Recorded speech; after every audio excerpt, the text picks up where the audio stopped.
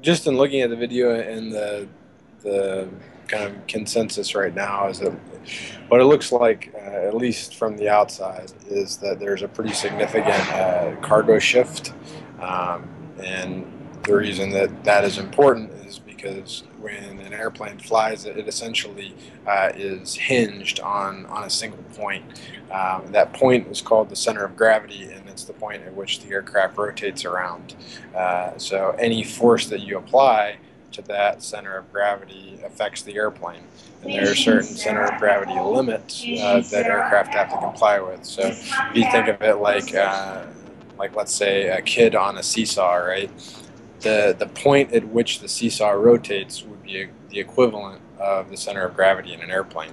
So if you put a really big kid on one side and a really tiny kid on the other, obviously the seesaw is going to go one direction. The same thing happens in an airplane. If you, like in this case, it was a civilian contract for military equipment. And so if you have, let's say, and these are just arbitrary examples, I'm not actually sure what the cargo was, but let's say that you have a tank and a truck that are sitting fairly close to the center of the aircraft, and those break loose from their moorings or however they're tied down, and they move to the aft part of the airplane. If you picture like if they were sitting right on the center of the seesaw and then slid all the way to one side, what would happen to the seesaw? Same with the big kid and the little kid. Same thing that would happen to an airplane is that as that weight moves far away from the center of gravity, the aircraft is going to rotate around the center of gravity in that axis. Cargo moved aft, it brought the nose up and slowed the airspeed. So not only were you having the pitching moment or the pitching action, you're also reducing the airspeed, which is reducing the effectiveness of the elevator and really any ability they had to correct for it.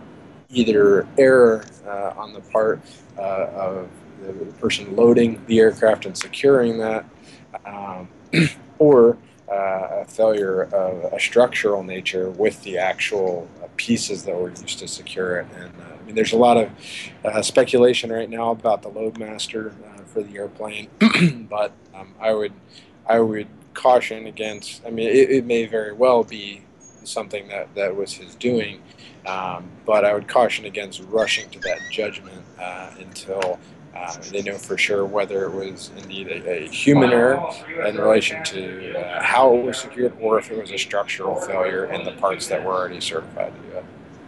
That we really can't do anything about in the moment. You know, it's all preventative. You know, so I don't think there's really anything that they could have done to salvage that situation, save for preventative action beforehand. An airplane that big, there's just so much force going on that it's very hard to salvage. We're just going to assume that that was a 747-400, one of the older models that's out there. It at its maximum fuel capacity holds a little under 60,000 gallons of fuel.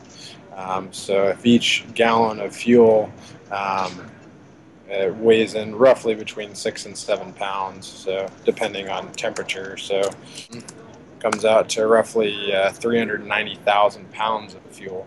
Kind of the worst scenario there